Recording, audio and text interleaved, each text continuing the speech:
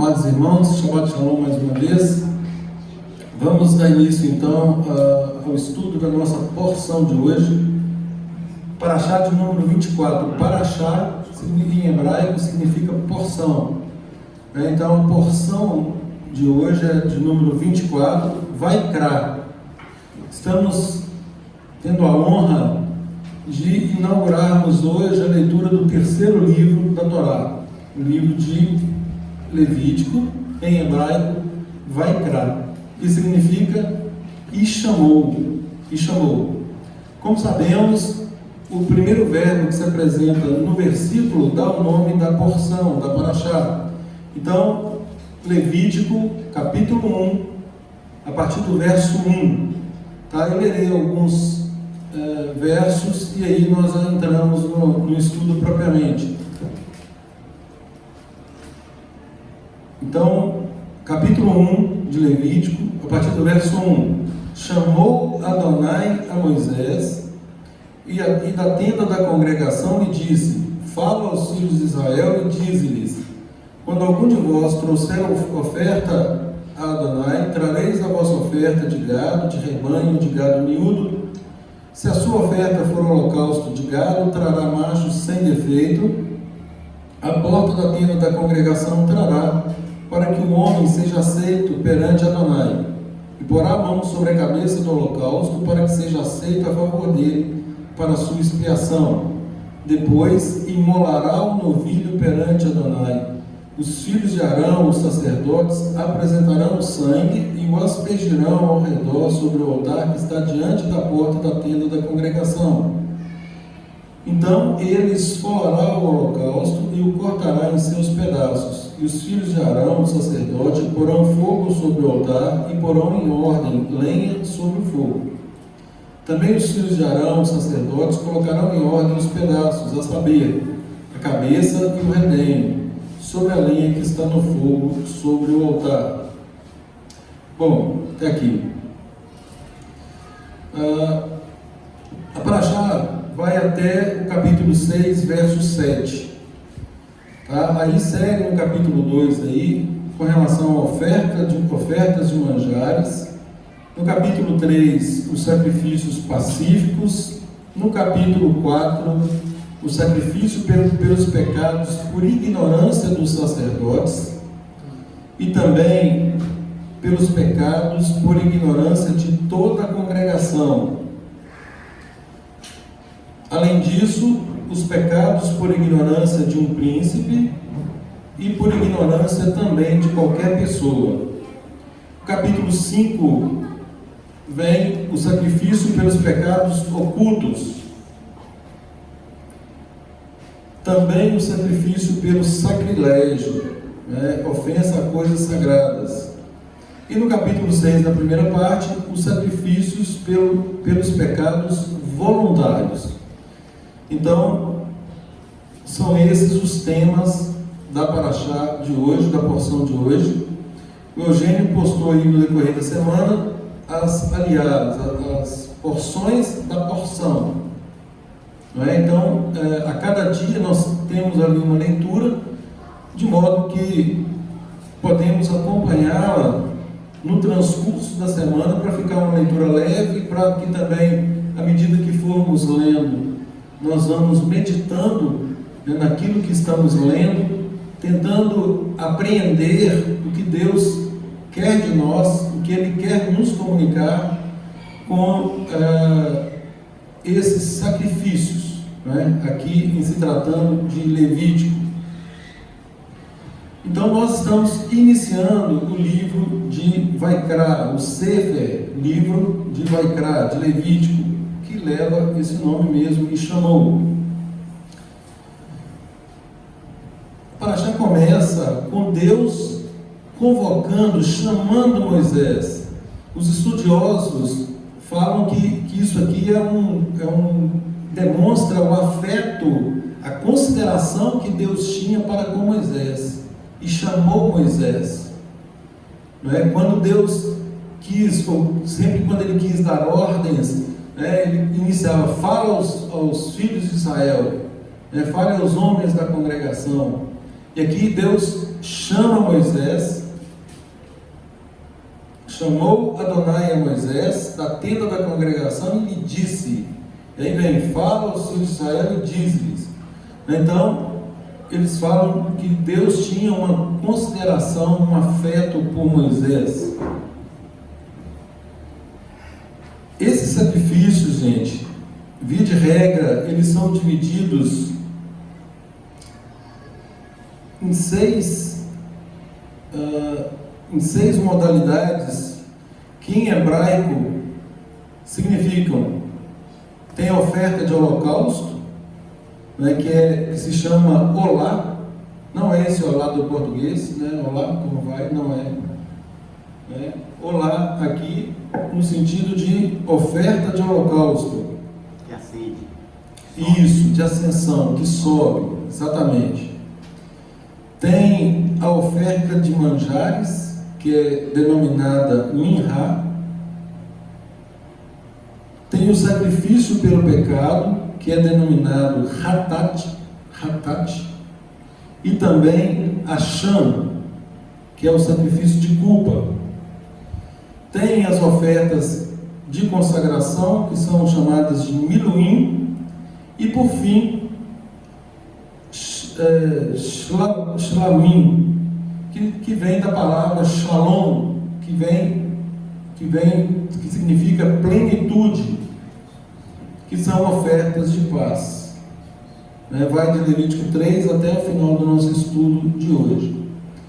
A oferta minhá e olá, elas são irmãs, tem pontos comuns, assim como a oferta de pecados também em relação ao sacrifício de culpa e o hatat, sacrifício pelo pecado. Interessante que o livro de Levítico, ele é tido como um dos livros mais complexos da Torá. Agora, isso nos aponta para um fato que parece contraditório, porque hoje nós falamos muito de crianças aqui, expusemos aos pais aí a nossa preocupação em relação às crianças, e por incrível que pareça, sendo o livro mais complexo da Torá, sendo o livro menos lido fora do povo de Israel, entre aí os cristãos, vamos dizer assim, e outros segmentos, o ensino da criança em Israel começa por esse livro. Como assim, né? Parece contraditório. Como ele é tão complexo, se começa a ensinar uma criança por este livro? O que efetivamente traz como justificativa para esse ensino? Sabemos que é um livro normativo, um livro que fala muito de, basicamente, esses 6 primeiros capítulos aqui, é sacrifício, sacrifício, sacrifício. Mas tem um aprendizado por trás aqui que é fundamental. E a criança, como nós dizemos aqui, ela tem que aprender a temer ao Eterno.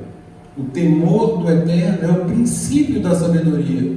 Então, a partir daí, ela vai levar a sua vida, se conduzir e deixar ser conduzida de acordo com os padrões da palavra do Eterno. Olha, você precisa comentar. A palavra Vaikra, a última letra aí é o Aleph. E dizem Sim. que nos estudos ela é pequenininha. Exato. Os copistas vão repetindo, não sabe por quê. Diz que é porque tem que começar com as crianças pequenas. Exatamente. Inclusive fazendo alusão àquela passagem que Yeshua fala que deixe vir a mim os pequeninos, porque deles é o reino dos céus. Exatamente cantado, né? Exatamente. Então, gente, prestem atenção. Lá em Israel, a partir de 5 anos de idade, uma criança já está alfabetizada e agora ela começa a estudar a Torá, e receber as instruções de Deus, a começar por aqui. Agora, o que tem de justificativa para que se comece por aqui? Para mim é até óbvio essa justificativa. Por quê? Porque aqui os sacrifícios, eles apontam todos para Yeshua. Eles apontam no sentido de nos livrar da nossa Yetzerará, da nossa inclinação para o mal, e nos redimir, nos purificar dos nossos pecados. E aí ensinar para uma criança, e aí não é isso, que como ela nasce numa condição de pecado, por conta da inclinação, todos nós nascemos, né? O salmista diz que em pecado me concebeu a minha mãe, e eu não entro em outra discussão a não ser essa, de que isso significa a inclinação para o mal, né? Todos nós, todas as crianças, elas já nascem com essa inclinação. Conforme eu já disse, nós podemos isolar uma mãe com uma criança em todos os meios materiais possíveis, e nós não conseguiremos tirar dela essa inclinação para o mal. Ela vai ser egoísta, ela vai chegar a um ponto que ela vai mentir, né? É impossível. Por quê? Ela não precisa de um estímulo externo, é algo que está dentro de cada um de nós, e está dentro das crianças também, por óbvio. Então, ela já começa aprendendo que existe uma inclinação para o mal, que se ela pecar, ela vai ter que confessar o pecado, e para haver o arrependimento sincero e o perdão, tem que haver confissão. Inclusive, presenciamos agora há pouco aqui o Enzo confessando que derrubou água aqui no chão. Maria Lúcia chegou e falou: quem derrubou água? E ele falou: você é para falar a verdade? Claro, para falar a verdade. Fui eu. Falou: muito bem, ele confessou, recebeu a punição imediata, ou seja, tem um pano ali, o rodo, limpe, voltou a situação ao estado anterior, e pronto, ele ficou bem, e a situação foi contornada. Então, assim, ele percebeu ali um momento, quem foi, e aí um olhava para o outro, tipo assim, não adianta jogar a culpa no outro, e ele prontamente confessou. Então a criança, ela tem contato com esse ensino, que mostra a condição humana de pecado, de pecador, mostra que tem que haver um sacrifício. Qual é o motivo do sacrifício? O que a palavra diz? A alma que pecar, esta morrerá. O salário do pecado é a morte. Então, tem que haver morte. E o princípio estabelecido pelo Eterno é de que sem derramamento de sangue não há remissão de pecados. Agora, por que Deus permitiu que animais inocentes fossem colocados em sacrifícios, usados em sacrifício? Por amor a nós. Porque, na verdade, quem teria que ser sacrificado seria cada um de nós, que eventualmente, ou por ocasião do pecado. Nós já estaríamos imperfeitos, porque tem que ser algo imperfeito. Yeshua foi o perfeito, né? Exatamente. Então, os animais, como eles não pecam igual a gente, então, eles, nessa questão, são inocentes. E na perfeição do plano de Deus, e dada essa inclinação nossa para o mal, considerando as 4 áreas em que nós pecamos: ação, omissão, palavras e pensamentos, nós jamais teríamos condições de remir o nosso próprio pecado. Seria uma extinção. Adilson pecou, está fora. Evandro, está fora. Quer dizer, ao olhar pelo pecado original, não sobraria ninguém. Por isso, Deus, o Eterno, providencia esse método, apontando para Yeshua como um modelo perfeito. Um modelo, gente, humano. Que isso fique bem claro. Yeshua era 100% humano. Ele não era 50% Deus, 50% homem, nada disso. Yeshua, ele viveu o ministério dele aqui. A palavra diz que ele aprendeu a obediência pelas coisas que sofreu. E ele viveu nesta terra sem cometer nenhum pecado. Então, por isso, ele estava habilitado a se sacrificar em prol de todos. Então esses sacrifícios, eles apontam para a necessidade da salvação. E aí nós começamos a ensinar uma criança de 5 anos de idade.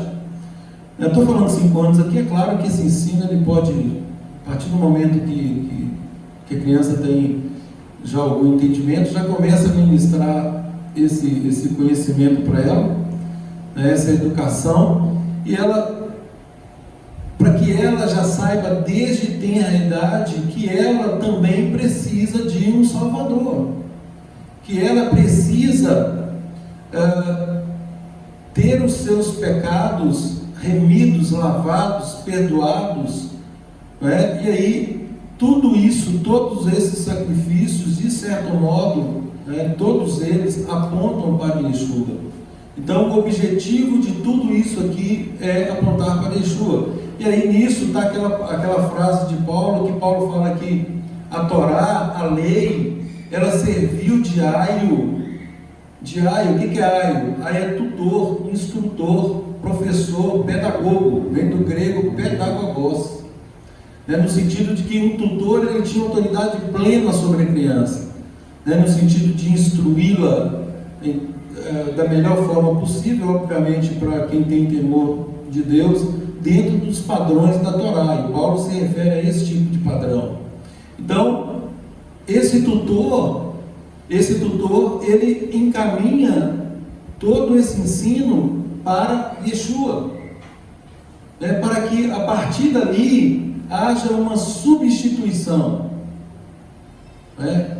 O que aqui é substituído por um animal, e quando o animal era sacrificado, precisaria de confessar, precisaria de colocar a mão sobre a cabeça do animal, transferindo a culpa, precisaria da confissão, né? E era como se fosse, e aquele animal nos substitui. Tudo isso colocando a figura de Yeshua em evidência como nosso substituto. E aí Paulo diz o quê? Nós agora andamos em novidade de vida, uma vida substituída, né? Nós morremos em Yeshua e nós nascemos em Yeshua. Então, eu não mais vivo, nós não mais vivemos, mas Yeshua vive em nós. Isso é novo nascimento, gente. Isso precisa ficar muito claro para que consigamos compreender a magnitude desse plano. Eu gosto muito daquele filme, assim, Mutatis Mutandis, né, guardadas aí as devidas proporções. É um filme muito bom, né, que nos dá aqui um fortalecimento disso que nós estamos falando.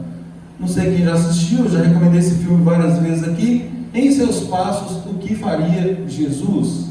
O nome do filme é esse. Em seus passos, o que faria Jesus? E assim, é muito interessante porque o grupo, a situação que se apresenta neste filme, eles começam a experienciar isso, a viver isso, né, ao ponto de eles confrontarem o próprio líder que dá uma ordem, e aí os membros da congregação falaram assim: mas espera aí, o Senhor nos ensinou que nós devemos agir como Yeshua, no filme, né, como Jesus, saber o que ele faria nessa situação. E aí ele cai na real, né, aquela coisa do óbvio, né, que a gente estava falando aqui mais cedo. Ele cai na real, e aí sim ele age da forma correta, de acordo com os padrões de Yeshua. Então isso é ter uma vida substituída. Se nós, né, aplicando esse princípio, se nós conseguíssemos viver dessa forma, apareceu uma situação difícil, né? Bom, o que Yeshua faria aqui? E aí é hora de parar e pensar. Enquanto o ímpio fala assim: eu vou contar até 10, ou até 100, ou até 1000, nós nos perguntamos: o que faria Yeshua? E aí a resposta a essa pergunta é o nosso comportamento. É isso que Paulo fala: eu não mais vivo, mas Yeshua vive em mim. é uma vida substituída. E aí, quando ele percebe a magnitude disso, né, ele reputa todo o resto como resto. Agora, não no sentido pejorativo, né, de desvalia, de menosprezo, nada disso, mas ele encontrou o tesouro. O tesouro é muito mais importante do que o próprio campo. É o tesouro que está no campo. Então ele coloca as coisas nessa perspectiva. E aí,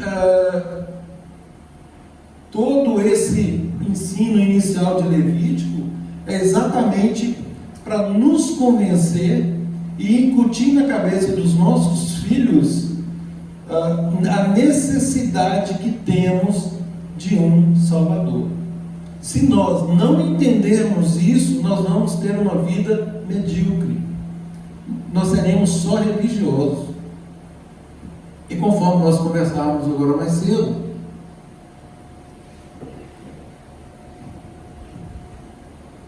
nós temos que servir a Deus com inteireza de coração. Aqui fala muito de aroma, oferta de aroma agradável a Adonai. Gente, o que era agradável a Adonai não é o aroma das ofertas, como talvez apressadamente concluamos. O que agradava e o que agrada a Adonai, o aroma agradável é o coração puro de quem presta a oferta ou o sacrifício. Então, se a pessoa estivesse ali prestando um sacrifício, e aí vamos colocar aí o maior sacrifício, né? Porque aqui tem diferenciações entre o rico e o pobre, aquele que pode mais, aquele que pode menos. Mas se ele estivesse ali no mais alto grau de poder aquisitivo, mas se ele não fizesse aquilo de coração, não tinha qualquer valor para Deus. Não tinha qualquer valor para Deus. É o que o José falou ali agora. Obviamente Deus queria o quê? Que a pessoa que estivesse ali prestando a sua oferta, em quaisquer das modalidades, tivesse a exata noção do motivo pelo qual estava ali, e fazendo isso de coração livre, de coração aberto, feliz, alegre. Por quê? Porque ela estava cumprindo um preceito, e por consequência recebendo uma bênção de Deus, que era a purificação pelos seus pecados cometidos.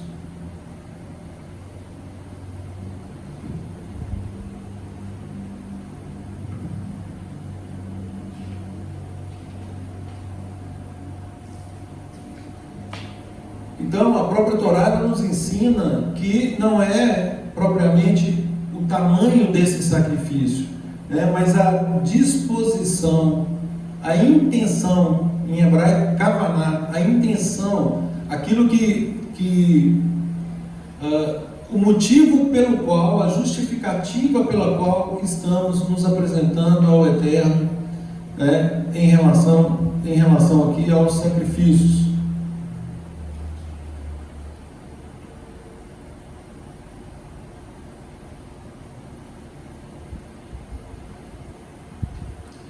Lembrando, gente, que o livro de Levítico, Vaikra, ele é um dos, igual eu já falei, apesar de ser o mais complexo, considerando que ele tem esse objetivo de fazer com que reconheçamos a nossa condição de pecador, condição essa, se não reconhecida, nos leva por caminhos tortuosos, ele acaba se tornando o livro mais importante da Torá. O livro mais importante. Porque esse convencimento dessa condição é que determina como vamos viver. E isso tem tudo a ver, Evandro, um assunto que a gente está sempre discutindo, sobre a questão do legalismo, que você inclusive mencionou para mim hoje.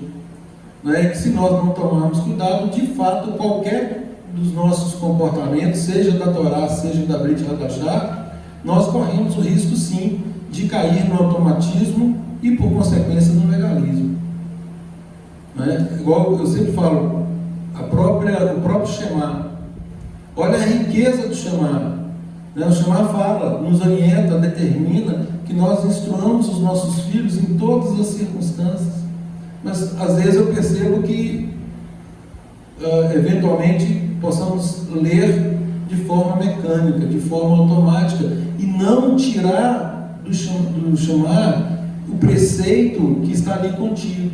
Quer dizer, uma oração que é recitada pelo nosso povo, né, 2 vezes ao dia, mas será que está sendo recitada com a devida atenção? Será que praticamos aquilo que está ali escrito? Será que estamos tendo temor que, se nós nos curvarmos a outros deuses, né, o Eterno diz que não vem chuva para nós, não vem colheita, não vem nada? Então, é uma oração muito séria e que nos dá um norte de toda a nossa caminhada com Deus. Né? E aí, por óbvio, a questão da ordenação da casa. Abraão foi chamado amigo de Deus, né? Deus relata sobre Abraão exatamente que ele tinha uma disposição de obedecer e de ordenar a casa dele depois dele. Ou seja, eu sempre penso na fala de Yehoshua, de Josué, quando ele diz: não sei quanto a vocês, mas eu e minha casa serviremos a Adonai. Então é essa disposição, é essa intenção, né? Esses sacrifícios, compreendendo o objetivo deles, nos faz reconhecer a nossa condição de pecadores e, por consequência, da necessidade do provimento de Deus em relação à nossa purificação, que é Yeshua.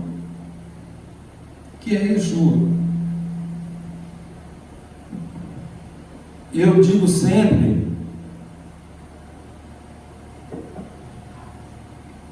que o romanismo, durante esses 2000 anos aí, ele nos aleijou. Ele nos aleijou a todos. Por quê? Com a teologia da substituição, rompendo os vínculos com Israel, firmou-se uma nova religião que não era propósito do Eterno e nem propósito de Yeshua. Firmou-se uma nova religião e fez com que essa religião ficasse jungida, presa a um conceito de graça barata. Estamos sob a graça, não estamos sob a lei. E isso causou um dano muito grande para todos nós, porque a gente sabe que essa graça não é barata. Nós sabemos que, uma vez reconhecendo o dano que o pecado causou, isso custou para Deus a vida do Filho dele, o sacrifício, o sangue do Filho dele, o martírio do Filho dele, para que restaurasse a ordem em relação a nós. Cleiton, abaixa só um pouquinho, está dando microfonia aqui. Só um pouquinho. E esse livro, gente, ele é citado por Yeshua, por Paulo, por vários apóstolos, inúmeras vezes. Quando Yeshua quando Yeshua é questionado acerca dos mandamentos, primeiro ele cita o Deuteronômio, que é o Shema Israel, Adonai Eloheinu, Adonai Echad, e amarás Adonai teu Deus de todo o teu coração, de toda a tua alma, de toda a tua força. E o segundo mandamento, semelhante a este, é amar ao próximo como a ti mesmo. E, por incrível que pareça, Yeshua cita Levítico, capítulo 19, verso 18. Amarás o teu próximo como a ti mesmo. Então não foi algo, Yeshua não inova aqui, ele cita a Torá, como ele sempre fez. Então, os 2 mandamentos que traduzem as tábuas da lei, conforme eu já disse, os 4 primeiros mandamentos ali, amor a Deus, né? Amar a Deus de todo o nosso coração, de toda a nossa alma, de todo o nosso entendimento, consubstanciado nos 4 primeiros mandamentos, né? Não terás outros deuses diante de mim, não fazer imagem de escultura, não tomar o nome dele em vão, guardar, respeitar o Shabat, né? Então esses 4 mandamentos com ligação direta ao Eterno, numa relação vertical. E aqui, horizontalmente, nós temos os 6 outros mandamentos que diz respeito ao nosso amor ao próximo. É disso que Yeshua está falando. Então, quando ele fala que toda a lei se resume nisso, é verdade, se resume nisso. Amor a Deus, amor ao próximo. Agora, isso ele invalidava todos os outros, né? Porque o que nós aprendemos, quando eu disse que o romanismo nos aleijou, nós aprendemos que agora basta amar a Deus e basta amar ao próximo. E o que é amar a Deus, Evandro? Amar a Deus é reverenciá-lo acima de todas as coisas, com todo o seu entendimento, com toda a sua devoção, com toda a sua compreensão, com todo o seu esforço. Aquele que ama a Deus obedece os seus mandamentos. Então, amar a Deus significa obedecer aos mandamentos dele, a instruções dele. Não é isso? Tanto é, gente, que quando o jovem rico se apresenta para Yeshua, né, perguntando: mestre, o que devo fazer para herdar a vida eterna? Yeshua fala para ele o quê? O que Yeshua responde? Hã? Não. Ele guarda os mandamentos. O jovem rico, o que eu disse?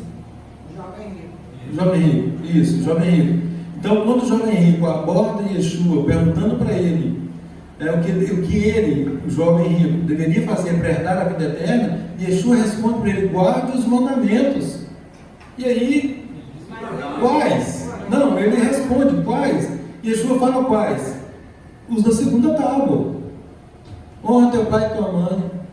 Não matarás, não adulterarás, não furtarás, não dirás falso testemunho, não cobiçarás. Mas peraí, então agora Yeshua já modificou. Ele tinha falado que era amor a Deus e amor ao próximo. Agora ele só cita do lado de cá. Então não precisamos mais amar a Deus? Não precisamos mais respeitar o nome de Deus? Não precisamos... Gente, né, é uma interpretação. E aí é muito interessante que esse jovem, ele teve a coragem de responder a Yeshua: tudo isso eu tenho observado desde a minha meninice. Ou seja, eu sou obediente à lei.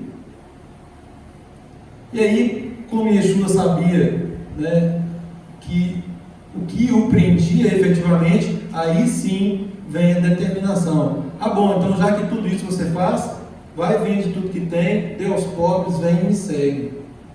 E aí, o que a palavra diz que aconteceu? O semblante caiu, ele ficou triste. E aí nós vemos o que? Yeshua correndo atrás dele e falando com ele: espera um pouquinho aqui, não é bem assim, vem cá, vamos conversar, eu vou flexibilizar isso aqui para você. Foi isso que aconteceu? Não. Na verdade, se ele amasse mesmo, se ele fizesse mesmo os mandamentos, ele não ia nem pensar no dinheiro, né? Ele ia fazer imediatamente. Então ele não cumpria tudo. Exatamente. E lembrando, gente, e registrando, quando Yeshua diz isso para ele, não significa, né, que todos devamos fazer isso. Né? Isso não é um mandamento. Né, que não vamos vender todas as coisas e vamos doar aos pobres para servir, para sermos discípulos de Yeshua. Não é isso, vírgula, mas pode ser. A dois deuses. Pode ser. A Deus e o aí vai depender exatamente onde está o quê? O nosso coração. O nosso coração.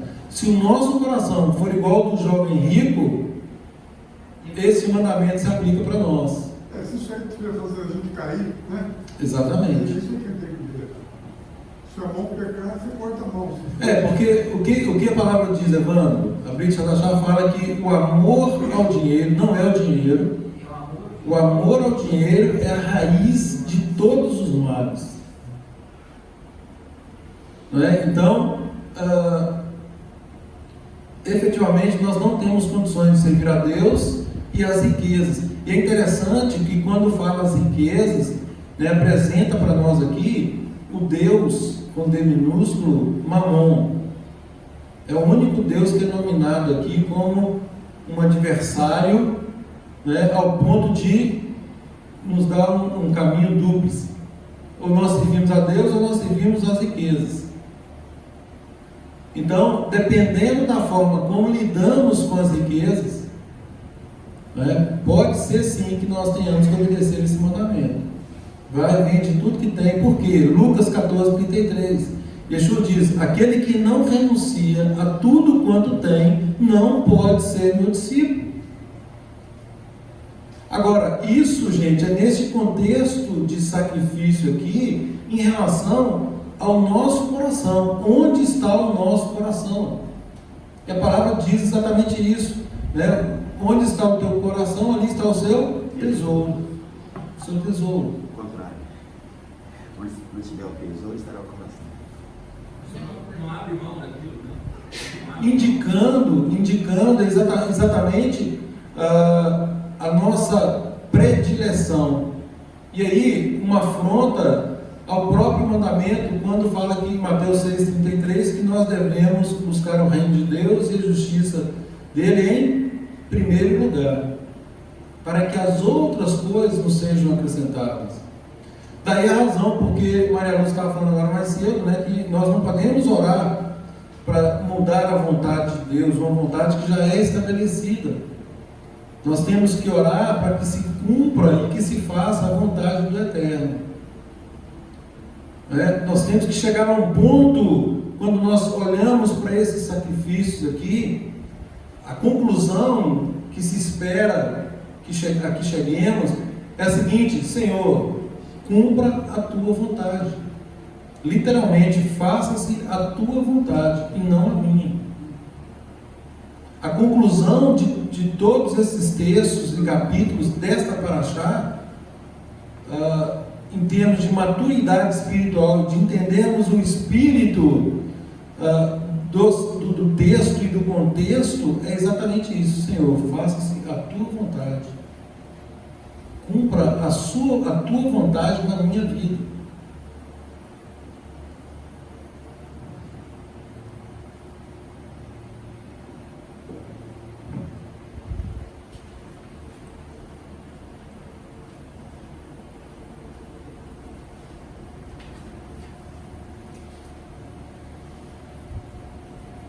Lá no livro de Hebreus, gente, todos nós já lemos o texto, né, fala que o sangue de animais, né, eles não têm o poder, né, de remir os nossos pecados.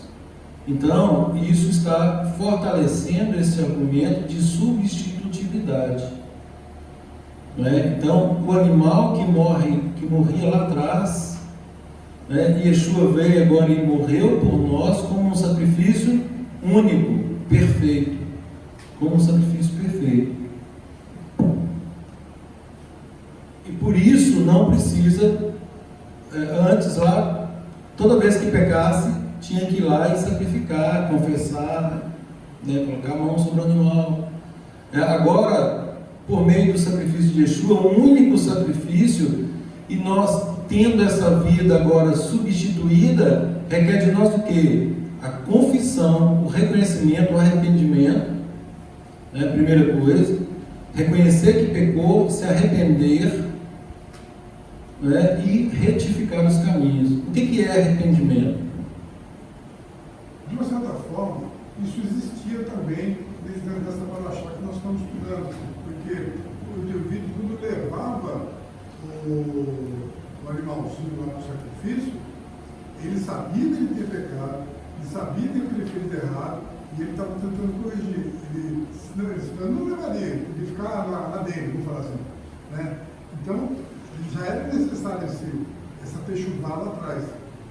Né? Só que a expiação, ainda que não ocorra o sacrifício de animais, ali ele dava uma remediada na situação. Mas aí eu te respondo com vários textos em que Deus chega a execrar esse tipo de sacrifício. Claro que de alguns, entendeu? Não dá para ter esse raciocínio de forma geral, porque isso cai exatamente naquilo que nós começamos, né? No automatismo.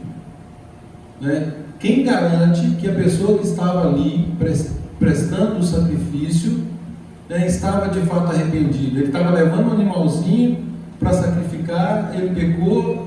O fato de ele estar com o animal debaixo do braço e levar ali, quem garante que efetivamente ele se encontrava na condição de arrependido? Você não se lembra que para ele fazer isso, ninguém obrigou ele a fazer. Ele foi porque ele quis.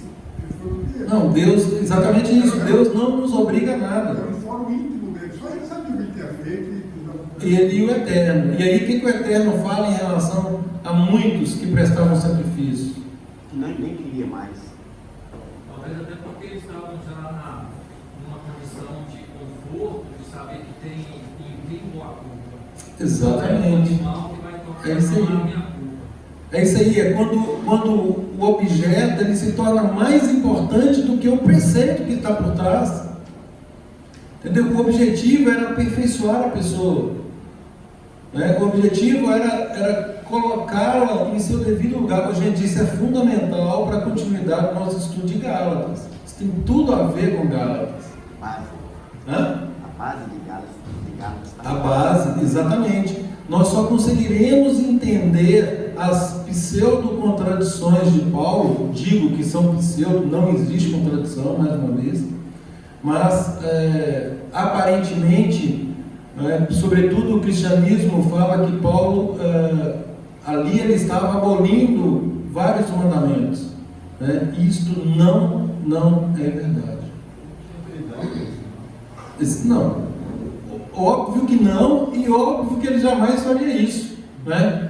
Porque tem uma vedação expressa de um ensino equivocado. Se Paulo, recebendo a educação que ele recebeu aos pés de Gamaliel, sendo um rabino, membro do Sinédrio, como ele poderia ensinar algo contra o eixo central da palavra de Deus? Talvez que ele está criticando tradições de homens, leis de homens, não as de Deus. Né? Sim, ele combate muito o legalismo, mas ali especificamente, com relação a Gálatas, é a questão da motivação. Por exemplo, a circuncisão. Né? O foco da carta de Gálatas é a circuncisão. Bom, mas e aí? A circuncisão está na Torá. Bom, mas e aí? Paulo teve uma questão de circuncisão com Tito e com Timóteo. E aí, por que agora ele está dizendo que o que vale é a circuncisão do coração aqui? Ele está invalidando a circuncisão da carne? Entendeu? Agora, por que Paulo apresenta toda essa exposição? É porque os judaizantes que tinham ido até Antioquia, eles estavam colocando a circuncisão como condição de salvação. Ou seja, não compreenderam a essência desses sacrifícios. Todos os sacrifícios que foram feitos ao longo da existência do povo de Deus até a morte de Yeshua, né, porque Flávio José e vários estudiosos falam que logo depois da morte de Yeshua, Deus já não aceitava mais sacrifícios, né, até que veio a permissão de Deus de destruição do templo, né, pelos romanos, nos anos 70. Então, a partir esse equívoco que foi montado por esses judaizantes, no sentido de que para que a pessoa seja salvo, a circuncisão é uma condição da salvação. Aí Paulo se interpõe. Espera aí, vocês estão querendo invalidar o quê? O sacrifício de Yeshua. Nós somos ensinados que desde a meninice, né, Paulo, que foi instruído, Paulo, Timóteo, sabia as sagradas letras desde menino, né, eles foram instruídos de que viria o Messias, de que esses sacrifícios aqui apontavam para o Messias. E esse Messias vem, né, ele vem, e aí a partir dali, só pelo mérito dele é que nós somos salvos, a salvação. Agora, não existe, nós não podemos impor condições para a salvação, porque a única condição é o sacrifício do Mashiach, de Yeshua. Agora, a partir do momento que nós somos e fomos salvos, né, aí agora o que? Nós fomos salvos e somos salvos para quê? Para que finalidade? Continuar obedecendo às instruções. Nós somos salvos e fomos salvos para vivermos agora uma vida diferente, né? uma nova vida, né? O ponto de Jesus falar que teria que nascer de novo, ou seja, e Paulo toca muito nisso, uma vida motivada pelo Espírito, né? É aquela coisa de preceito maior. Eu tenho um objetivo tão grande que o resto se torna quase que insignificante.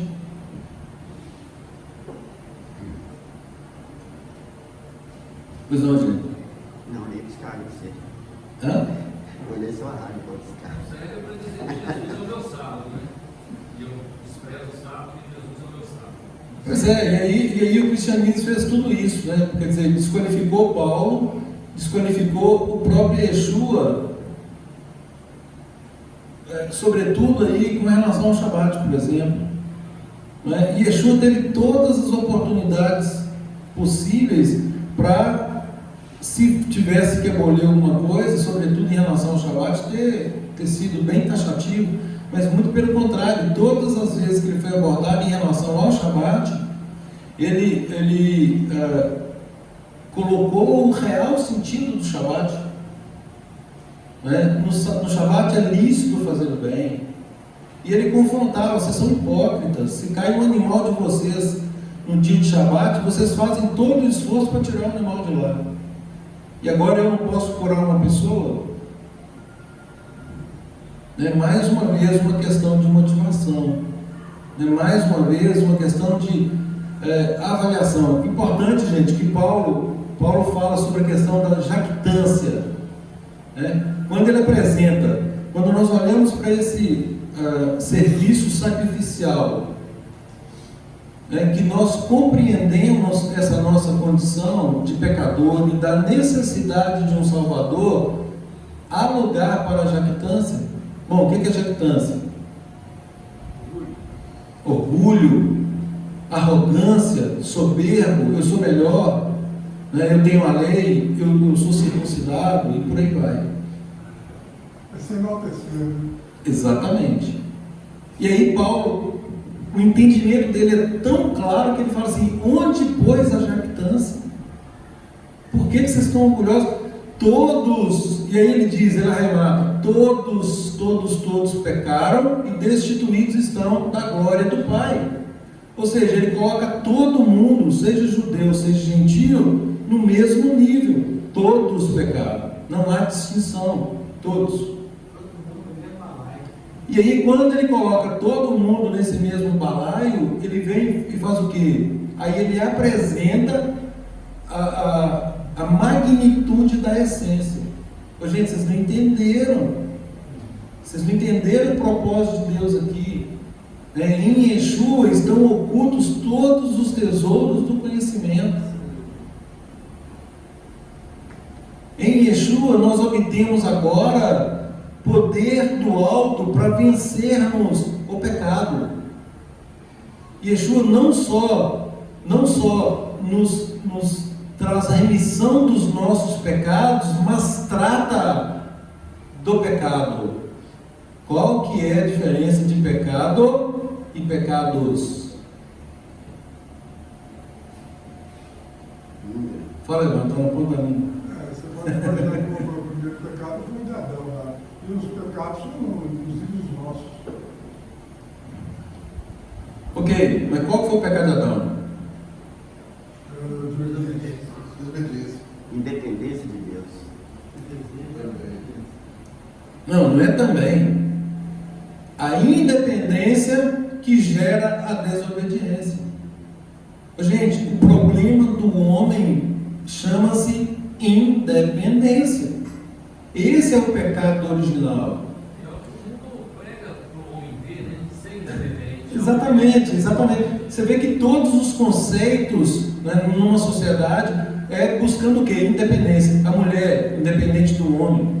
A mulher, e aí vem com o papo de igualdade. É aquela janela de Ober. Né? A gente vai movendo ela de acordo com os interesses. E aí vira o quê? Objeto de manipulação. Né? Com um argumento bom, né, eu consigo mover de acordo com o mesquinho interesse. É o que eles fazem. Para ver igual separado. Exatamente.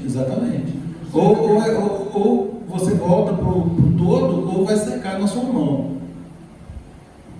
Não é? A multidão toda, né? Hã? A multidão se adere a esse ensino. Vem com o caminho lá, todos. E a promessa do Eterno é atuar, sustentar com o corpo, né? Então, Exato. é esse todo, ele vai ser a promessa dele que ele vai sustentar o corpo. Ele, pela graça, sustenta até individualmente assim, mas a promessa maior do tesouro está lá. Olha para vocês verem. Eu creio que todos leram os textos, né? Esses textos aqui que vem expondo as várias modalidades de ofertas, esses nomes que eu mencionei no começo. E olha para você ver o resultado. Por exemplo, né, na condição de pecador, a pessoa ia lá com o animal, aparentemente reconhecendo o pecado. Individual, isso. Reconhecendo o pecado, ele sacrificava o animalzinho e tal, e voltava para casa. Não é assim? Aí no outro dia, ele pecava de novo. O que ele tinha que fazer? Mesma coisa. E no outro dia ele pecava de novo. Mesma coisa. Ou seja, ele estava tendo ali remissão dos pecados. Ele estava sendo perdoado? Sim, se ele estiver sendo sincero com Deus e cumprindo a lei. A lei determinava que ele tinha que seguir essas diretrizes. Agora, o problema que originava o pecado era corrigido? Não. Foi corrigido? Agora eu te apresento o sacrifício de Yeshua. Entendeu? Yeshua não só, é isso que Paulo fala. Yeshua não só nos dá perdão pelos nossos pecados, mas trata conosco acerca do pecado que gera os pecados. E purifica. Não, ele nos purifica, exatamente, ele nos purifica. Justifica. E purifica. Não, a justificação é um ato, eu já expliquei. Né? Nós somos justificados ali e aí nós vamos desenvolver a nossa salvação. Ok, nós somos justificados. Agora, ele nos dá perdão dos pecados e o que Paulo coloca aqui, que é a essência de todo esse ensino. É compreender a origem dos pecados, ou seja, tratar com o pecado que resulta em pecados. Qual pecado que resulta em pecados? A independência. É por isso que Yeshua ele mexe com a estrutura do ser humano.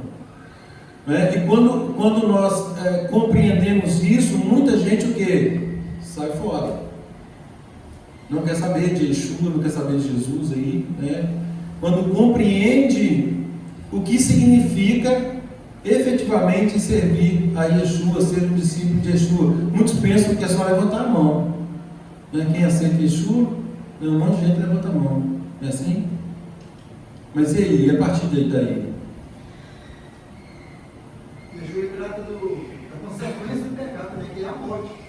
Porque quem vai ter a vida eterna depois, né, no futuro? Então, mas só vai ter a vida eterna quem fizer a vontade do Pai.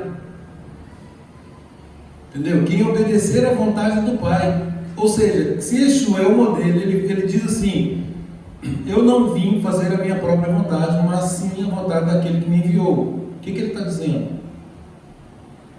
Ele está dizendo que ele depende do Pai. Submisso. Hã? Submisso. Submisso ao Pai. Eu não vim fazer nada da minha própria vontade. Eu vim fazer aquilo que o Pai me determinou fazer. Tem um texto que ele fala isso expressamente. Ele fala que as minhas palavras não são minhas palavras. Mateus 28. Deixa eu ver. Não, João 14, 23. Abra, por favor. João 14, 23. Quem achar pode ler, por favor.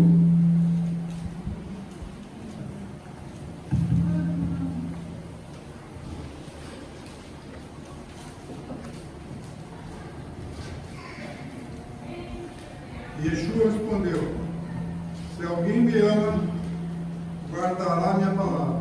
Meu Pai o amará, nós viremos a ele e faremos dele nossa casa. 24. Quem não me ama, não guarda minhas palavras. Presta atenção, gente. Quem não me ama, não guarda as minhas palavras. Prossiga. A palavra que vocês estão ouvindo não é minha. Bom, a palavra que vocês estão ouvindo de Yeshua não é dele. Como assim? É de quem, irmão? Mas de meu Pai que me enviou.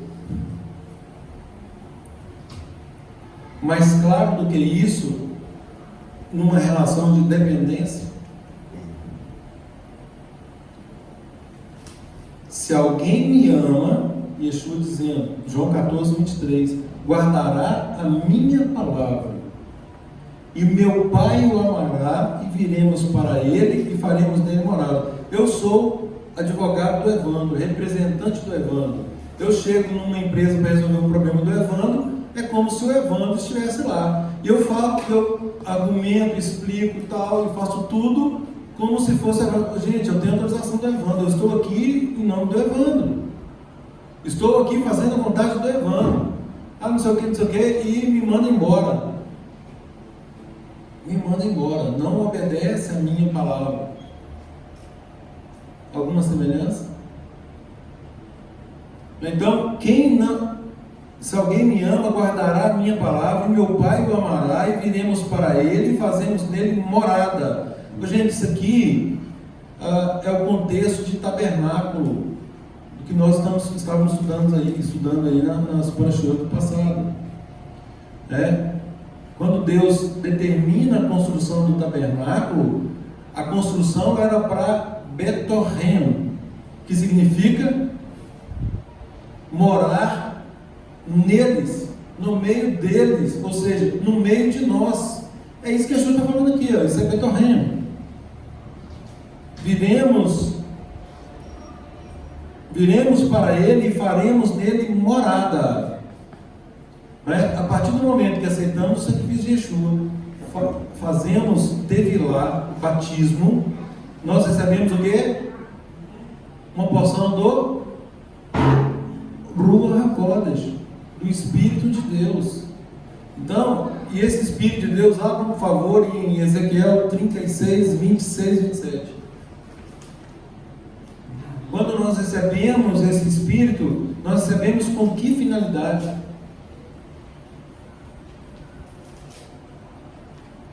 Enquanto procuro, eu vou terminar de ler o texto. Se alguém me ama, guardará a minha palavra, e meu Pai o amará, e viremos para ele, e faremos nele Betorrem, morada. Quem não me ama, não guarda as minhas palavras. Ou seja, eu não quero saber de você, eu quero saber do Evandro. Você vê aqui o nome do Evandro, eu quero saber do Evandro. Mas a palavra que vocês estão ouvindo não é minha, é do Evandro. É isso que Yeshua falou. As palavras que vocês estão ouvindo, essas palavras não são minhas, eram do meu pai. Meu pai me enviou para dizer essas palavras. Ezequiel 36, 26, 27. E vos darei um novo coração, e derramarei um espírito novo dentro de cada um de vós. Arrancarei de vós o coração de pedra e vos abençoarei com o coração de carne. Eis que depositarei o meu espírito no interior de cada pessoa e vos capacitarei para agir de acordo com as minhas leis e princípios. E assim obedecereis fielmente aos meus mandamentos. Gente, só a partir da Tevilá, do batismo, do novo nascimento, da Brit Hadashah, da nova aliança, né, nós recebemos o Ruach HaKodesh com um objetivo exclusivo de 27, obedecer aos estatutos, ordenanças e mandamentos. E aí nós percebemos o quê? Nós percebemos que aquilo que isso confirma a palavra de Yeshua, no tocante que o reino do Pai, quando nós oramos, né, venha a nós o teu reino, esse reino ele está dentro de nós exatamente por isso. Ele colocará Betorreino, ele virá, o Espírito de Deus virá morar em nós, não é no nosso meio, é em nós. Isso é estar cheio do Espírito Santo, ou melhor, do Espírito do Santo. As pessoas acham que estando na graça não tem que obedecer esse mandamento. Não, e o que é pior, fala que tem o Espírito, mas não quer saber de obedecer a Deus, né? O cara fala em línguas, não sei o que, e aí não quer saber de obedecer aos mandamentos do Eterno. E aliás, diz inclusive que Yeshua revogou esses mandamentos.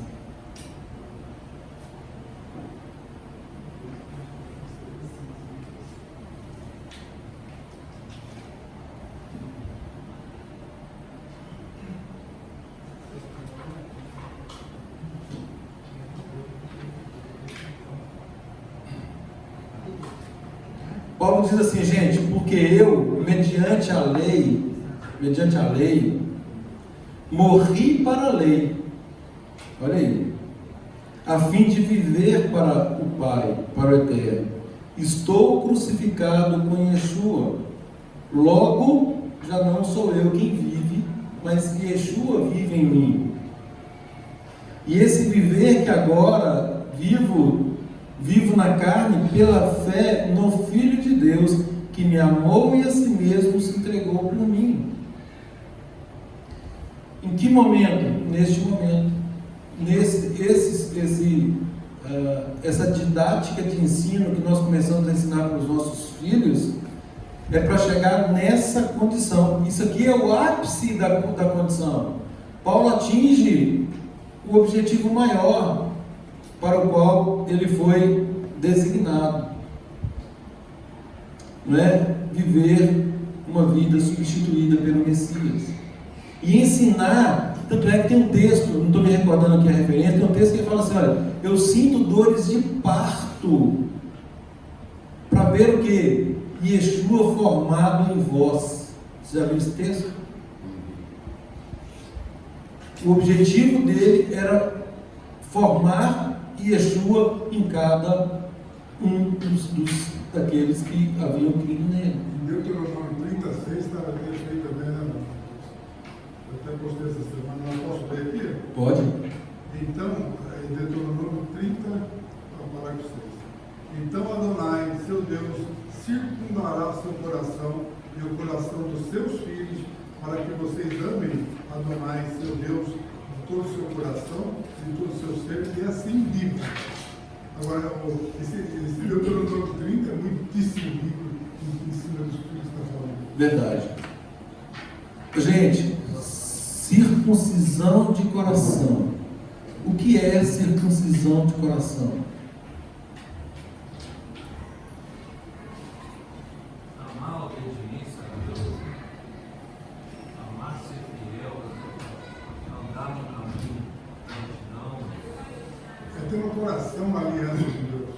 pelo nosso entendimento cativo a Yeshua, ó Deus.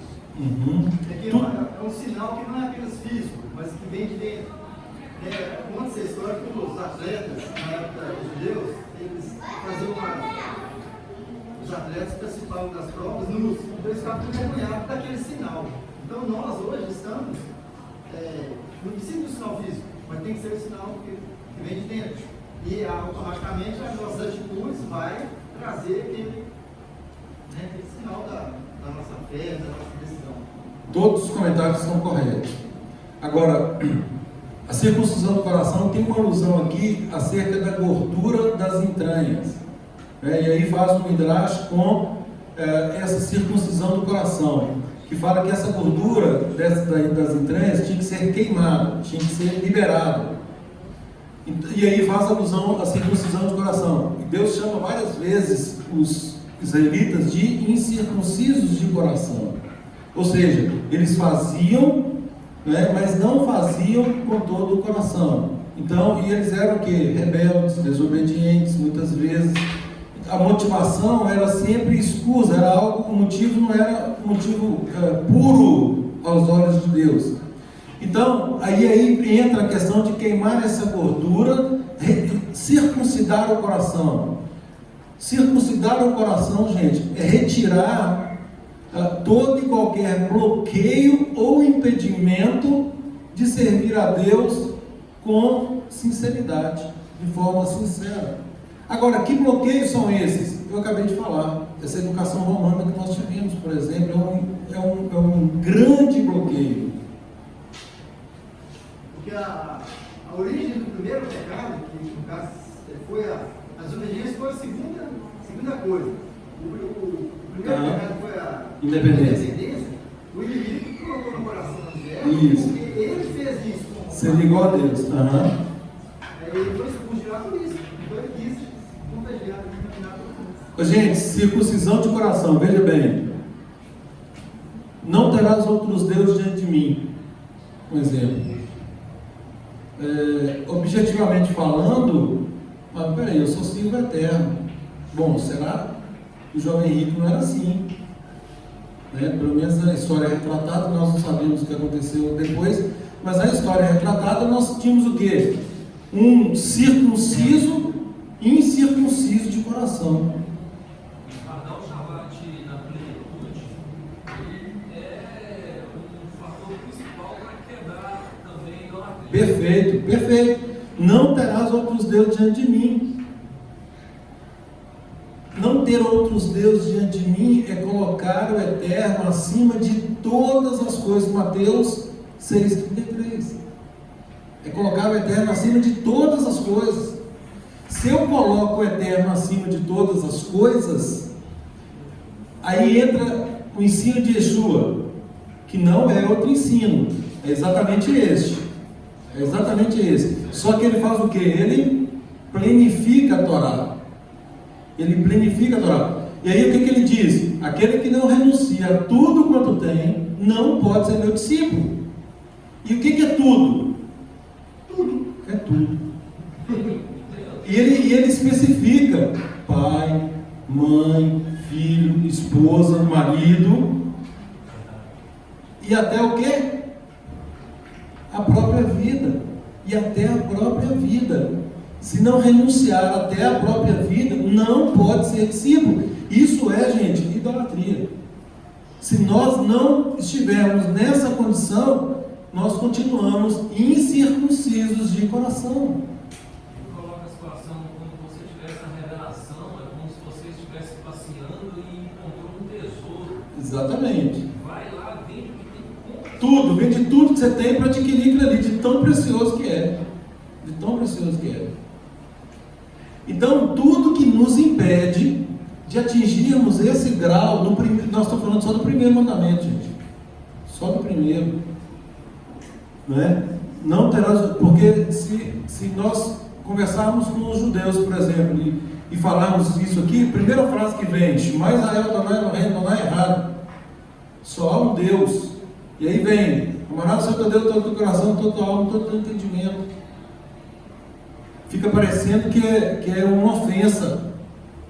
Agora, começa a aprofundar para saber se de fato é uma ofensa. Né? O jovem rico só um exemplo disso. Né? Quando Deus, olhando para esses sacrifícios aqui, lá em Isaías 29, parece. Alguém abre, por favor, só para conferir para mim. 29.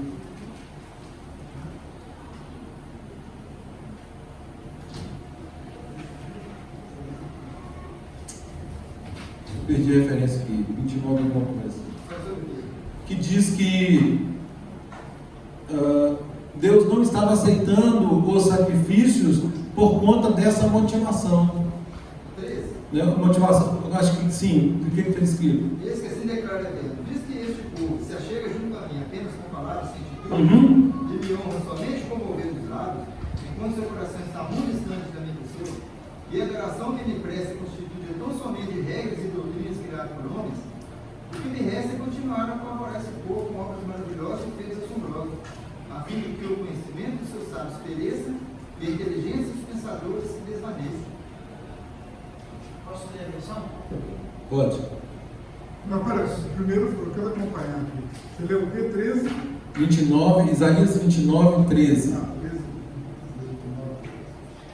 Uma vez que as pessoas se aproximam de mim com palavras vazias, e a honra que me oferecem não é verdadeira, pois de fato não tem coração longe de mim. E o temor a mim é apenas uma mitzvah de origem humana. Portanto, continuarei atordoando essas pessoas com coisas espantosas e maravilhosas, até que a sabedoria dos sábios se desvaneça e o discernimento de seus entendimentos seja ocupado. Vai mandar para mim, por favor, Oséias 14, eu acho que 1 e 2. Interessante a colocação da palavra maravilhosa. A gente às vezes pensa em algo muito bom, maravilhoso, mas maravilhoso também pode ser uma punição, né? Uma obra.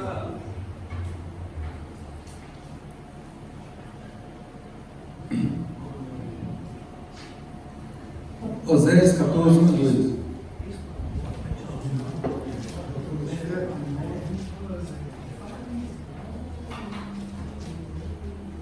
Pode ler? Pode. João suportará sua culpa, pois rebelou-se contra seu Deus. Eles cairão à espada, seus filhos pequenos. Peraí. Você está em Oséias 14? Estou. 1 e 2?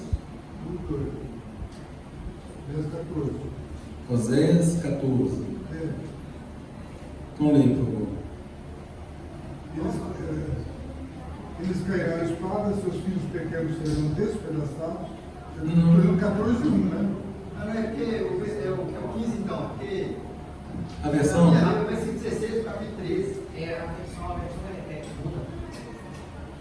É diferente? Um versículo, Evandro. Tá. Volta ao Israel. Isso, esse aí. Retorna a Israel, esse aí. Volta ao Israel para adorar seu Deus, pois sua culpa o fez tropeçar. Tragam consigo palavras e voltem para Adonai. Digam a ele: perdoa toda a culpa e aceita o que for bom. Nós pagaremos no lugar de novilhos, as ofertas, né, dos novilhos, nossos lábios. Ashur não nos salvará. Não, só até aí. Na minha versão está assim: retorna ao Israel, ao eterno teu Deus, porque tropeçaste em tua iniquidade. Tomai convosco palavras e retornai ao eterno, e dizei-lhe: perdoa toda iniquidade e ensina-nos o bom caminho, e ofereceremos como novilhos os sacrifícios dos nossos lábios. Entendeu? Então, é aquele texto que Davi fala no Salmo: ofertas e sacrifícios não quiseste. Se o Senhor quisesse, eu daria tudo isso. Entendeu? Então, é uma questão de entender o propósito. Qual que é o propósito desses korbanot, né, desses sacrifícios?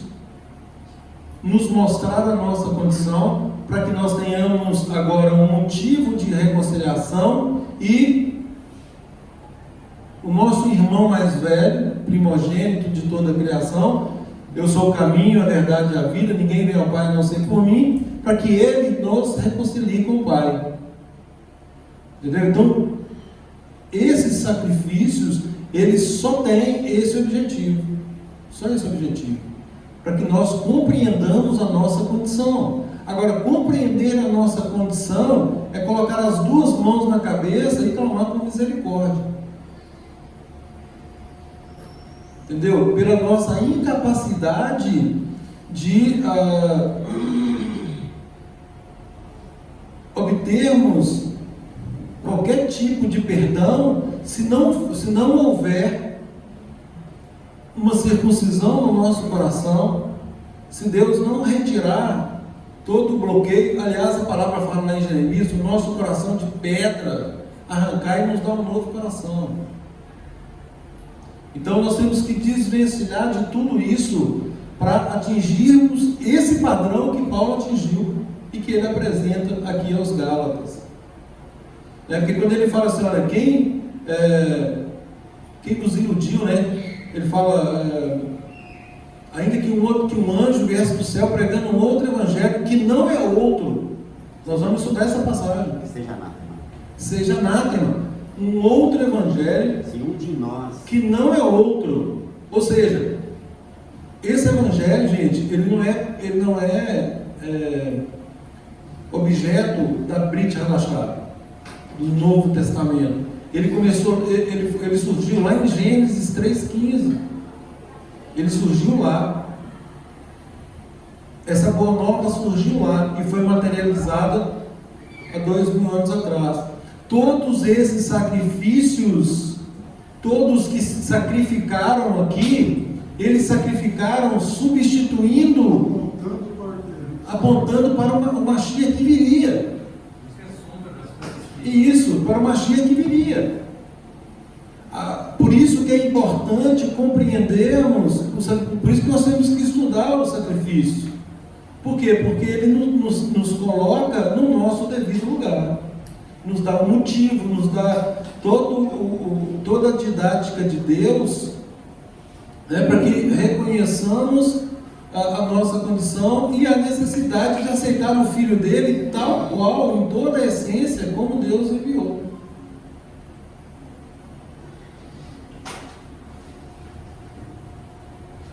Entenderam? Para o Evangelho veio então através dos preceitos, né, da carne, tá? Para que Deus nos suportasse até que viesse o sacrifício perfeito. Isso, agora o está falando, todo o sacrifício passado apontava para o futuro, para o Messias que viria.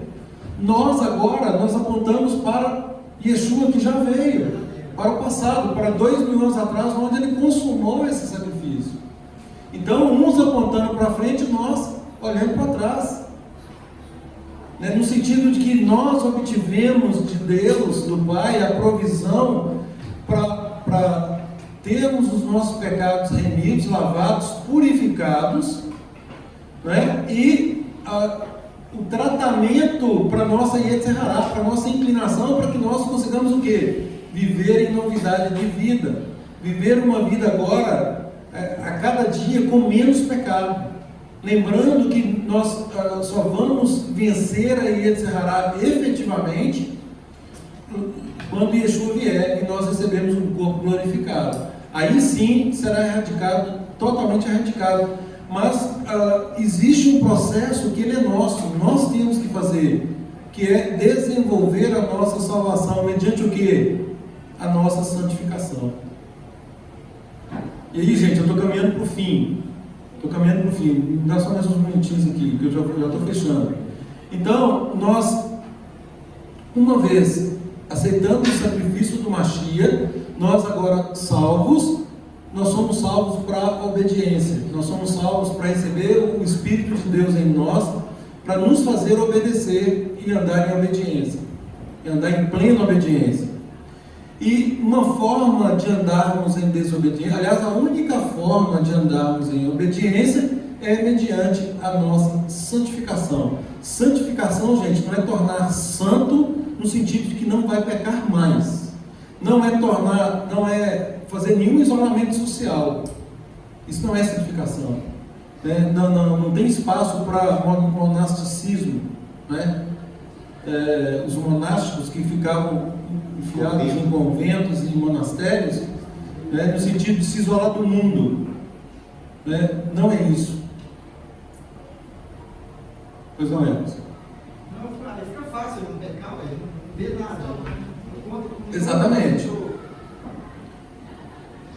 Então, a essência de Levítico, aliás, de todo o livro, a essência de Levítico é, esses 6 primeiros capítulos aqui principalmente, nos mostrar essa condição, olhar para o sacrifício de Yeshua, receber esse sacrifício de Yeshua e agora nos colocar num caminho de santificação. Santificação. Se nós pudéssemos resumir Levítico com uma palavra, seria santificação. E nós sabemos que o que? O mandamento que Deus, o próprio Pai, disse é: sede santos, porque eu sou santo.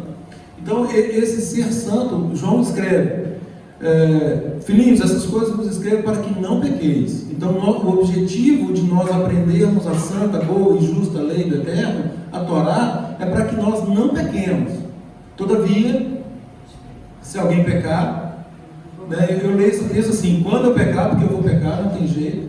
Quando eu pecar, eu tenho o quê? Um advogado, junto ao Pai, Yeshua, o justo. Então, é Ele que se interpõe. Se o salário do pecado é a morte, eu peco, eu deveria morrer, mas ele, pelo sacrifício dele, eu não morro mais, porque ele diz: eu já paguei. E Deus sendo justo, ele não cobra duas vezes. Aceita a justificação. Isso, ele aceita a nossa justificação por meio do sangue do Mashiach. Exatamente isso. Então, vamos agora desenvolver a nossa salvação. Eu estou com 4 pontos aqui que nós precisamos de ler. Para permanecermos, então, neste caminho, como que deve ser a nossa vida? Vamos lá, Evandro, abra Romanos 12, 1. Ô, Ricardo, por gentileza, Colossenses 1, 22. Eugênio, 1 Tessalonicenses 3,13. Hércules, 1 Tessalonicenses 5, 23, 24. Rodrigo, 1 Tessalonicenses 4, 3 a 7. Josley, Hebreus 12, a partir do verso 14. Eu vou ler que então você vai ler.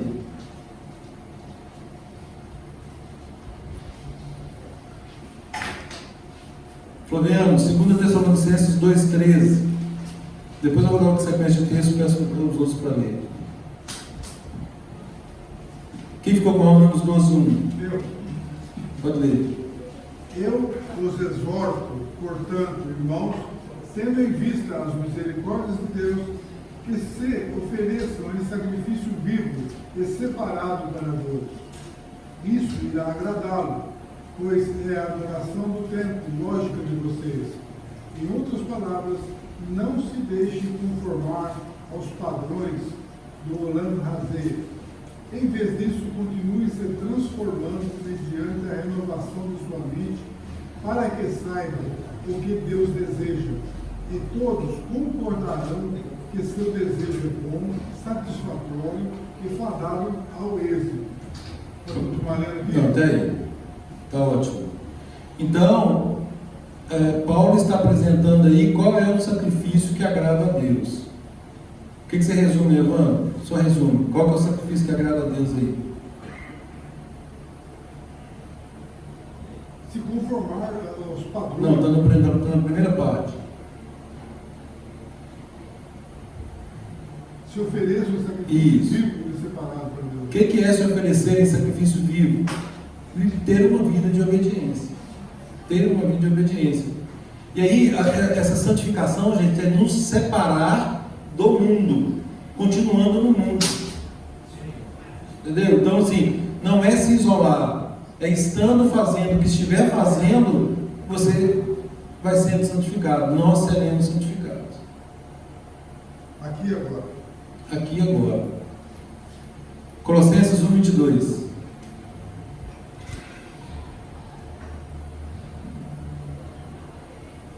Do corpo da sua carne, pela perante ele nos apresentar santos, irrepreensíveis e inculpáveis. Santos, então em Yeshua, mediante o sacrifício de Yeshua, nós temos o dever de nos apresentarmos santos, irrepreensíveis. O que é irrepreensível, gente? Que não cabe repreensão, que é perfeito. Inculpáveis, sem culpa. Tudo isso que era necessário para o sacrifício, Yeshua já fez por nós. Esse nos apresentar, se apresentar aí, é quando você for julgado diante dele. Né? Claro, é uma vida de testemunho. Entendeu? Uma vida de testemunho. O meu maior testemunho, por exemplo, como eu sei que eu estou sendo santificado? Pergunta para minha esposa. Como que eu sei que ela está sendo santificada? Pode perguntar para mim que ela está sendo santificada. Porque eu a conheço e ela me conhece. Então pergunte para um colega de trabalho como que é o meu relacionamento. Isso é testemunho. Então, eu já ouvi vários testemunhos assim, fulano está crescendo. Glória a Deus pela vida do fulano. Isso é o ser apresentado, então. Isso é o desenvolver a salvação, conforme você disse, é aqui agora, não é para frente não. É claro que sobrará um pouquinho lá para frente, mas nós temos que nos aperfeiçoar agora. Olha para você ver o objetivo, Efésios 4:13, até que cheguemos à unidade da fé, do pleno conhecimento do Filho de Deus, a sermos varões perfeitos. Está dentro dessa irrepreensibilidade aí. Santos inculpáveis. Hebreus 12:14. Esforcem-se pela manutenção da shalom com todos e pela santidade. Aí, façam todos via santidade. Sem a qual ninguém verá o Senhor. Isso. Esforcem-se. Requer o nosso esforço. Na minha versão diz: buscai a paz, empenhai-vos em ter paz com todos e buscai a santificação, sem a qual ninguém verá o Senhor. 1 Tessalonicenses 2:13. É 2:13 ou 3? 2:13. Outro motivo pelo qual sempre agradecemos a Deus é que, ao ouvirem a palavra divina de nossa parte, vocês a receberam não apenas como palavra humana, mas como ela verdadeiramente é, palavra de Deus, que atua em vocês crentes. Você leu qual? 2:13. Primeiro ou segundo? Primeiro. Perdão, é segundo. Mas é uma excelente palavra que você leu. 2:13 no segundo. Peraí. Nós, porém, devemos continuar a agradecer a Deus sempre, irmãos amados do Senhor, porque Ele os escolheu como primeiros frutos para a libertação, dando-lhes a santidade originada no Espírito e na fidelidade procedente na verdade. Isso. Então, com a porção do Ruach HaKodesh, ele nos dá a santidade, ele nos dá a condição de obedecermos aos mandamentos, estatutos e ordenanças. Rodrigo, qual que eu te pedi para ler, Rodrigo? 5, 23 e 24. 5, 23 e 24. Então, 3:13. Então, o seu que é o 3:13. Então, vai lá. 1 Tessalonicenses 3:13. Você primeiro. Para que ele lhes dê a capacidade interior de serem íntegros por sua santidade, quando estiverem diante de Deus, nosso Pai, na vinda de nosso Senhor Yeshua, com todos os seus anjos. Lê de novo, Rodrigo, mais alto, por favor. Aí sim, lá na frente, irmão. Agora o que ele está lendo? Para que ele lhes dê a capacidade interior de serem íntegros. Rodrigo, lê o anterior aí só para contextualizar. 12. 11 também.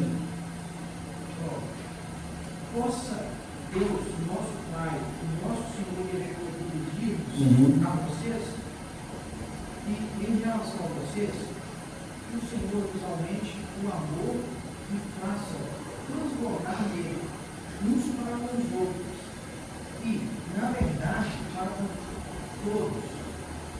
procedemos em relação a vocês, para que ele lhes dê a capacidade interior de serem íntegros por sua santidade, quando estiverem diante de Deus, nosso Pai, na vinda de nosso Senhor Jesus, com todos os seus bens. Amém.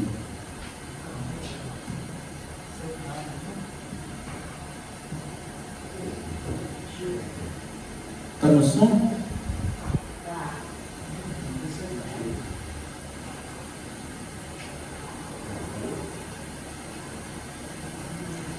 Pode ler, 5, 23, 24. Que o próprio Deus da paz nos santifique integralmente. Que todo o vosso espírito, alma e corpo sejam mantidos irrepreensíveis na vinda de nosso Senhor Jesus Cristo. Aquele que vos chama é fiel e ele também o fará. Amém.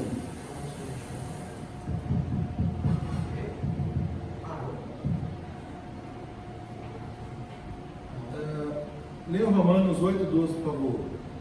Pode ler, vamos. Romanos 8:12. Ricardo,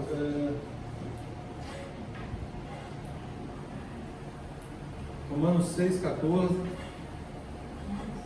Eugênio, Tiago 4:7. Vencer na carne, vencer o mundo, vencer o pecado. Pode ler aqui? Romanos 8:12. Portanto, irmãos, não devemos nada à velha natureza que requeira que vivamos de acordo com ela. Porque se vocês viverem segundo a antiga natureza, com certeza morrerão. Mas se pelo Espírito continuarem a matar as práticas do corpo, viverão. Você entendeu o que você leu? Não posso entender se ele explica. Sei de novo, irmão. Esse é. Portanto, irmão, não devemos nada à velha Ok. Não devemos nada à velha natureza. que requeira que vivemos de acordo com ela.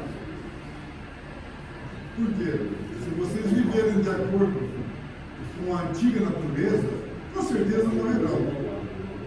Mas se pelo Espírito continuarem a matar as práticas do corpo, viverão. Quer dizer, temos que ser novas criaturas. Exatamente. Então nós não podemos ceder às inclinações da nossa carne. E as inclinações da carne são os pecados listados aí, tem vários, logo na sequência. Contra o Espírito, exatamente. Exatamente. Todos os que são guiados pelo Espírito de Deus são filhos de Deus. Portanto, vocês não receberam um espírito de escravidão para conduzi-los novamente ao medo. Em vez disso, receberam um espírito que nos torna filhos, e por meio do qual chamamos Abba, isso é, querido Pai. Ok. Olha para você ver, nós não recebemos o espírito de escravidão que nos conduz ao medo. Qual era esse medo? Foi sobre nós o medo, né? Não, era o medo de sermos exterminados. Agora não, agora nós temos o quê? A esperança da vida eterna. Isso é a maldição da lei, sim. É o medo da maldição da lei. Né? Sim, da condenação. É. Isso é o medo da condenação. Romanos 6,14. Que o pecado não terá domínio sobre vós, pois não estáis debaixo da lei, mas debaixo da graça. Isso, tá vendo? Esse não estar debaixo da lei, gente, significa no original, não estáis debaixo da condenação da lei. Entendeu? Foi alterado esse texto para dar a entender que não precisamos obedecer à lei. Vocês não estão debaixo agora da condenação da lei. Entendeu? Olha que texto fantástico. Mas eu gosto muito de uma explicação que eu ouvi sobre existe, fazendo uma analogia, existe a lei seca, não existe? Isso. Se você pegar um carro autorizado, um veículo, por exemplo, ele vai pegar as ruas de dentro para fugir de quê? Da blitz. Uhum. Porque a lei para ele é um Exatamente. problema. Uhum. Só que um homem que tenha consciência da bebida alcoólica, ele não deve ou ele não dirige alcoolizado. Ele não se preocupa com o problema. Ele não é um problema? Não, nenhum. Exatamente. Não que a lei sai de cima, ela para de existir em algum momento, ou você que se enquadra obediente a ela? Não, e, gente, interessante que Yeshua colocou fenômenos naturais para a existência da lei. Não penseis que vim revogar a lei e os profetas, não vim revogar, vim para torná-la plena. E aí ele remarca, ele diz assim, até que os céus e a terra passem, nem um i ou um tio se passará da lei, até que tudo se cumpra. Ou seja, os céus estão aqui, a terra estão aqui. Nós sabemos em Apocalipse que os céus e a terra serão o quê? Refeitos. Refeitos. Então, quando forem refeitos, né, enquanto não forem refeitos, essa lei está em plena vigência. Em plena vigência. E aí é o seguinte, bom, mas depois não vai ter lei? Não, não vai ter lei. Não é? Depois do milênio, que já veio o governo Nená, que aí, 1 Coríntios 15, 28, onde Yeshua entrega o reino ao Deus e Pai, onde o Eterno agora se torna tudo em todos, nós já teremos colhido o fruto do Espírito, amor, alegria, bondade, benignidade, fidelidade, longanimidade, mansidão, domínio próprio. E aí o que diz Paulo? Contra essas coisas não há lei, não é que não exista lei, não precisa de lei, não é necessário. E aí eu volto de novo ao resumo de toda a lei. Se eu amo a Deus efetivamente, acima de todas as coisas, e se eu amo ao próximo como a mim mesmo, eu estou cumprindo a lei. Eu estou cumprindo toda a lei. Basta analisar. Se eu amo a Deus, eu não vou fazer nada daquilo que está na primeira tábua. E todos os outros mandamentos listados. Se eu amo o meu próximo, eu não vou fazer nada que está aqui na segunda tábua, por exemplo, que é o resumo de toda a lei. De toda a lei.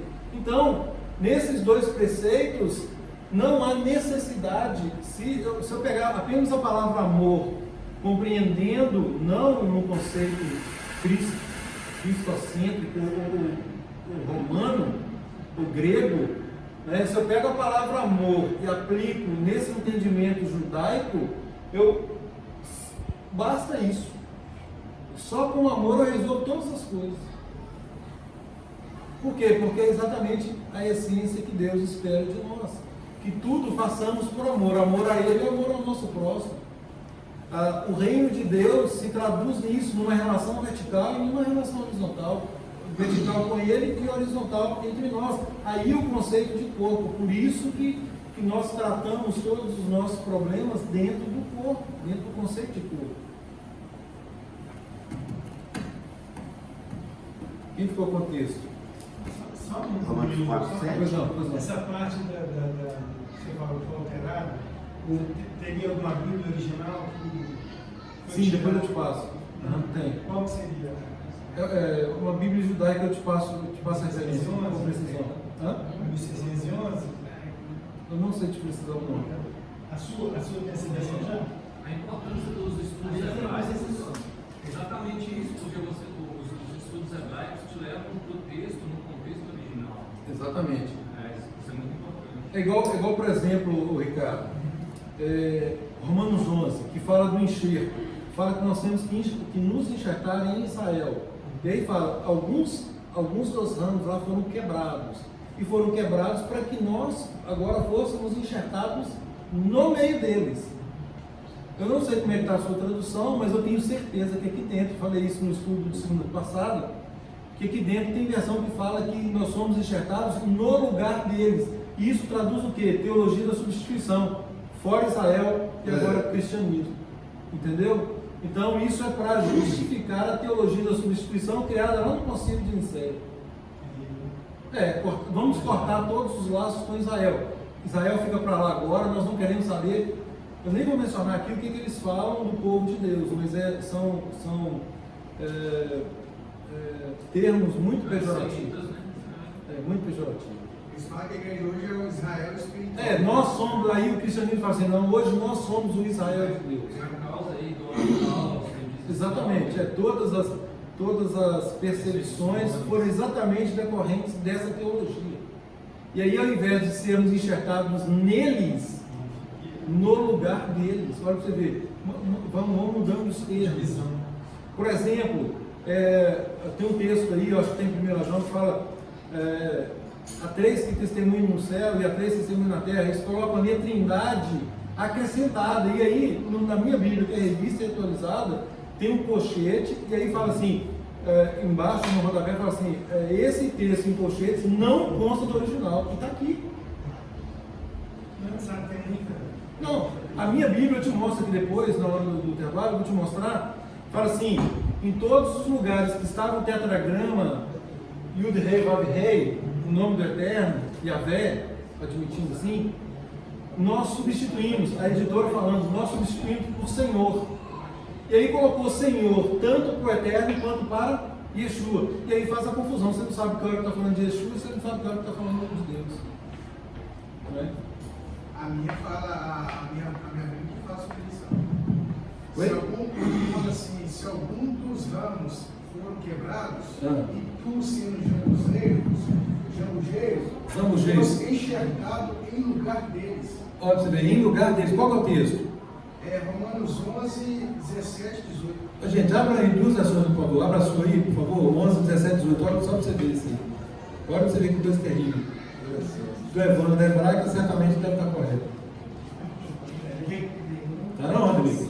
Não, eu não quero que olha, não, com certeza. Romanos 11, 17. 11, 17. Lê, pode ler. Posso ler então? O senhor tem lugar também? Pode você ler. Entretanto, Seria tendencioso, será que seria só um erro de tradução? Óbvio que não. Intencional mesmo. Proposital. Está enxertado entre outros. Lembrando que me parece que essa tradução ela foi feita por um ex-papa, né?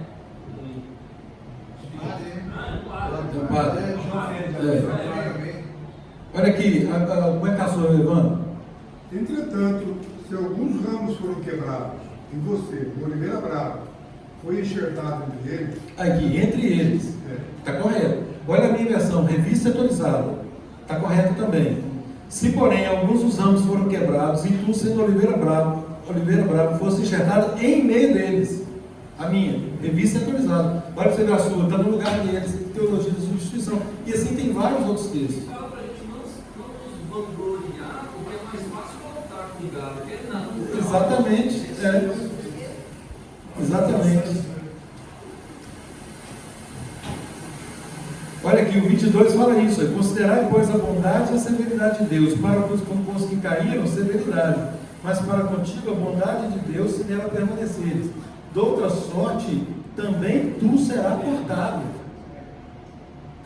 23. Eles também, se não permanecerem na incredulidade, serão enxertados, pois Deus é poderoso para os enxertar de novo.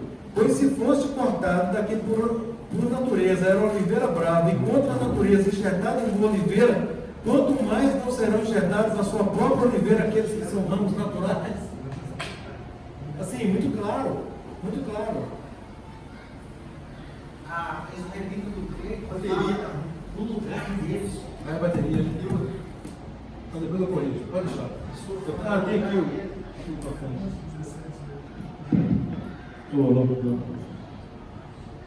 Ok, gente. Tiago 4,7. Tiago 4,7. Depois eu vou ler só mais 2 textos e a gente encerra. Tiago 4,7 diz assim: portanto, submetam-se a Deus. Além disso, resistam ao adversário e ele fugirá de vocês. Isso. Submetam-se a Deus. Quem se submete a Deus consegue resistir ao adversário. Óbvio. Porque ele quer quem? Ele quer aquele que não se submete a Deus. Yeshua, como foi compreendido pelo Palavra. Obediência, sem dúvida. Só palavra, exatamente. Hércules, lê, por favor, só para a gente terminar aqui, 1 João 5,4. Ricardo, Romanos 5,5. Evandro, 1 Coríntios 3,16. E Eugênio, para terminar, 6, 19, 20. No 19 até o 22. Rodrigo, seu último aí, ó. 1 João 1, 8 a 10. Viu qual é?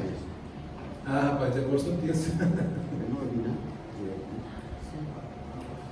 Todo aquele que é nascido de Deus vence o mundo. E este é o triunfo que vence o mundo, a nossa fé. Você leu qual aí? 5:4, 1 João. 1 João 5,4. Ok, aquele que é nascido de Deus vence o mundo. Então, se nós estivermos nessa condição, nós conseguimos vencer. Por meio de Yeshua vivendo em nós. Romanos 6,14. Não, perdão. 5,5. E esperança não traz confusão, porquanto o amor de Deus está determinado em nosso coração pelo Espírito Santo nos foi dado. Isso, então nós recebemos o Espírito a partir do momento que nós fazemos, teve lá, o batismo. 1 Coríntios 3,16. Jesus ficou com 6, 19, 20. 1 Coríntios? 6, 19, 20. 1 Coríntios 3,16, Eduardo. Vocês não sabem que são o templo de Deus e que o Espírito de Deus vive em vocês? Isso, nós somos o templo e o Ruach HaKodesh reside em nós. 6, 19, 20. Ou vocês não sabem que seu corpo é o templo do Ruach HaKodesh, que habita em vocês e que vocês receberam a parte de Deus? Ok, mesmo texto. A verdade é que vocês não pertencem a si mesmos. Até o 22. Só até o 20. Mas foram comprados por um bom preço, então usem o corpo para glorificar a Deus. 1 Coríntios 6. Não, perdão, está certo. 6, 19, 20. Rodrigo, 1 João. Josilei, lê, por favor, Romanos 6, 19, 22. Rodrigo, lê. Pode ler primeiro, Rodrigo. 1 João 1, 8 a 10. 6, 19 a 22. Romanos. Rodrigo primeiro. Se dissermos que não temos pecado nenhum, enganamos a nós mesmos, e a verdade não está em nós. Se confessarmos os nossos pecados, Ele é fiel e justo para nos perdoar os pecados e nos purificar de toda injustiça. Se dissermos que não temos cometido pecado, fazendo-o mentiroso, e a sua palavra não está em nós. Compreendem, gente, por que não pode, nós não podemos ficar adstritos, presos ao legalismo? Porque o legalismo coloca o mérito em nós. E quando coloca o mérito em nós, nós pensamos que nós somos capazes de cumprir integralmente a lei. Nós temos que cumprir integralmente a lei? Temos. Mas nós... exatamente, nós não conseguimos. Nós temos que nos esforçar ao máximo. É mais ou menos assim, para ficar fácil de entender. Se são 613 mandamentos, vamos admitir que nós conseguimos cumprir 612. Mas tem um que nós não vamos conseguir cumprir. Por quê? Porque a própria palavra diz que nós só seremos restaurados na integralidade por ocasião da volta de Yeshua.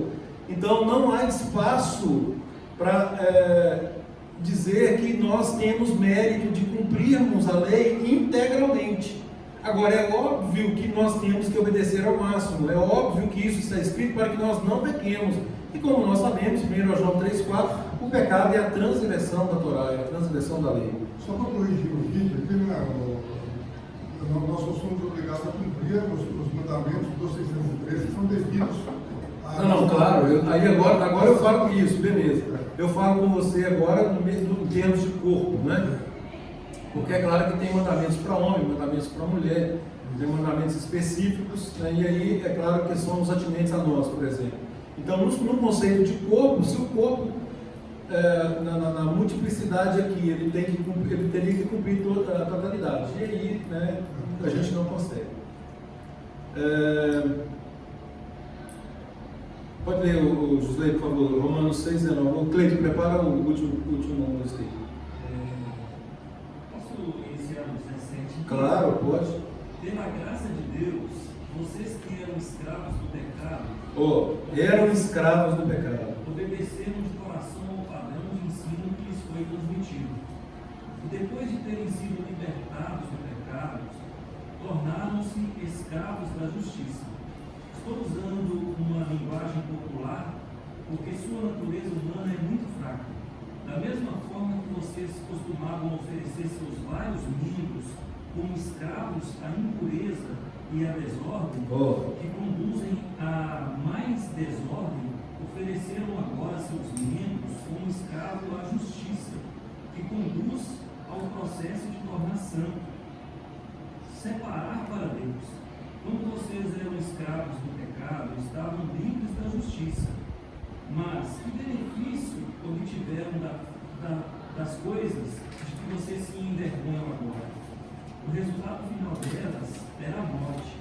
Contudo, agora, libertados do pecado e escravizados para Deus, vocês recebem o benefício, que consiste em serem feitos santos, separados para Deus, e com o resultado final da vida eterna.